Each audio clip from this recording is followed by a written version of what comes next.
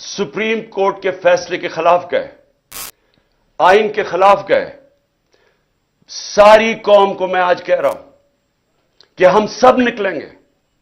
ابھی سے آپ اپنی تیاری کریں، کیونکہ اب اگر ہم نہ نکلے تو اور چھوڑے، اللہ معاف نہیں کرے گا ہمیں، کیونکہ اوپر والے کا حکم ہے کہ حق اور انصاف کے لیے کھڑے ہو۔ اللہ کا حکم ہے کہ آپ کے ملک میں انصاف ہوگا تو آزاد ہوں گے۔ دیکھیں آزادی کیوں، آزادی کے لیے جب انسان جدوجہد کرتا ہے اور وہ اس کی جان چلی جاتی ہے تو اس کو شہید کہتے ہیں۔ پیغمبروں کے بعد سب سے بڑا رتبہ شہید کا ہے۔ تو کتنی بڑی اللہ نے ہمارے پہ فرض کیا ہوا ہے کہ آپ انصاف کے لیے، اپنی آزادی کے لیے جدوجہد کریں، اور ہماری بہتری کے لیے اس نے کہا ہے۔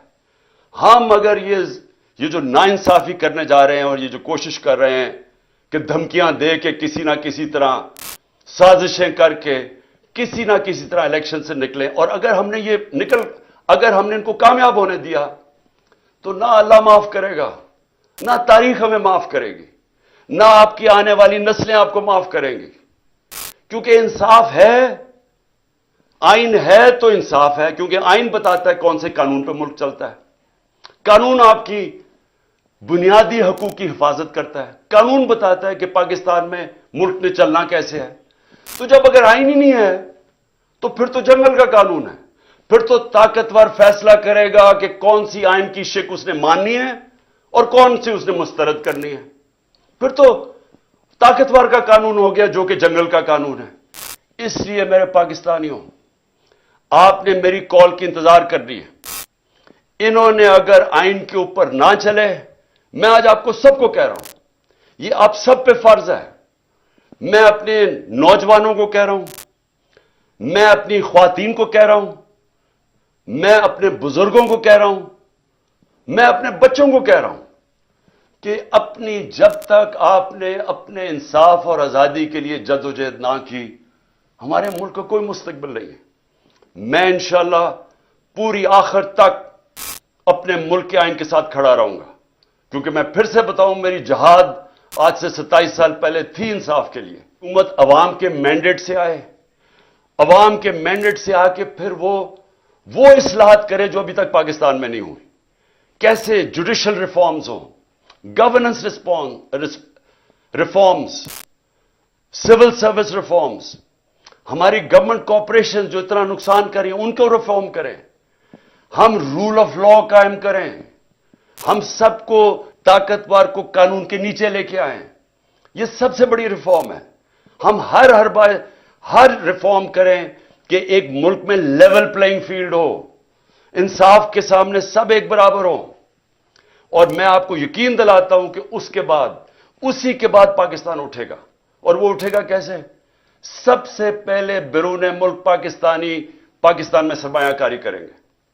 1 کروڑ بیرون ملک پاکستانی ہے، جو ان کے پاس ڈالرز ہیں، سارے پاکستان میں کم ڈالرز ہیں 22-23 کروڑ لوگوں کے، جو صرف 1 کروڑ لوگوں کے پاس ڈالرز ہیں۔ وہ لوگ وہ جیسے پاکستان میں انویسٹمنٹ کریں گے، جس وقت وہ پاکستان میں انویسٹمنٹ شروع کریں گے، ہمارا یہ ڈالر کا مسئلہ حل ہو جائے گا۔ ہم جو اس وقت سارا وقت کبھی کہاں پیسے مانگتے پھر رہے ہیں، یہ مسئلہ تب حل ہوگا جب اپنا پہلے ہم ملک کا نظام ٹھیک کریں، اور اس کے بعد ایک وہ ماحول بنائیں جس میں سرمایہ کاری ہو۔ اور وہ سرمایہ کاری کے ماحول کے اندر جو سب سے پہلے اس ملک میں سرمایہ کرے گا وہ بیرون ملک پاکستانی ہے، پھر باہر سے سرمایہ کاری ہوگی۔ ہندوستان اور چائنا، یہ دونوں جب ان کی جب ترقی شروع ہوئی تھی تو سب سے پہلے انہوں نے ماحول بنایا تھا کہ ان کے اپنے لوگ جو باہر بیٹھے ہوئے تھے، ہندوستان سے لوگ باہر، جو چائنا سے لوگ باہر پہلے انہوں نے اپنے ملک میں سرمایہ کاری کی تھی، پھر دنیا سے سرمایہ کار آئے تھے۔ ہمارا اس وقت سب سے بڑا مسئلہ یہ ہے کہ 140 ملکوں میں سے پاکستان کا رول آف لا یعنی انصاف کے نظام میں ہم 129 ہیں۔ جب ہم 129 رہیں گے تو یہاں سرمایہ کاری کوئی نہیں کرنے لگا۔ وہی پاکستانی جا کے دبئی میں پراپرٹی لے لیتے ہیں، وہی پاکستانی بزنسز دبئی میں کرتے ہیں، امریکہ، انگلینڈ، یورپ چلے جاتے ہیں۔ صرف 20,000 پاکستانیوں نے دبئی میں 10.4 अरब डॉलर की प्रॉपर्टी खरीदी हुई है सिर्फ 20,000 पाकिस्तानियों ने। 10.4 अरब डॉलर। आईएमएफ से हम 6 अरब डॉलर के पीछे अब हर चीज मानने के लिए तैयार है। और अमेरिका के अंदर सिर्फ 16,000 जो पाकिस्तानी अमेरिकन डॉक्टर्स हैं उनकी नेटवर्थ 200 अरब डॉलर है। वहां लाखों पाकिस्तानी डॉक्टर्स हैं, अब पाकिस्तानी हैं, मैं Pakistani American. 10 top Pakistani American businessman, उनकी वर्थ 25 अरब डॉलर है। तो हमारे मुल्क में अमीर अमीर हमारे पाकिस्तानी अमीर तरीन है, बाहर है पाकिस्तान से, यहां भी अमीर तरीन लोग हैं। लेकिन जब तक वो माहौल नहीं बनेगा सरमायाकारी का, पाकिस्तान में इन्वेस्टमेंट नहीं आएगी। और जब तक इन्वेस्टमेंट नहीं आएगी हम इसी तरह फंसे रहेंगे। हम इसी तरह फंसे रहेंगे जो आज हम कभी कहां पैसे मांगते हैं और कभी किसी को से जाके भीख मांगते हैं और अपनी इज्जत भी खो बैठते हैं। खुददार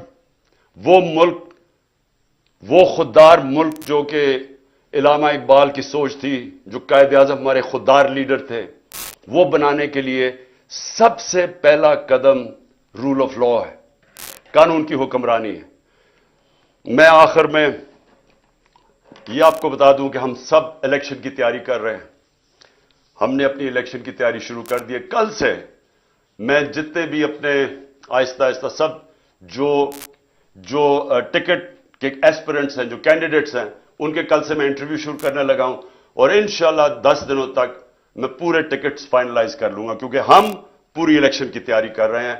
और अपनी कौम को भी मैं कहता हूं आपने भी पूरा इलेक्शन की तैयारी करनी है। और हमने किसी सूरत कोई भी इन्होंने कोशिश की इलेक्शन से भागने की, हम सारी कौम इनको भागने नहीं देगी।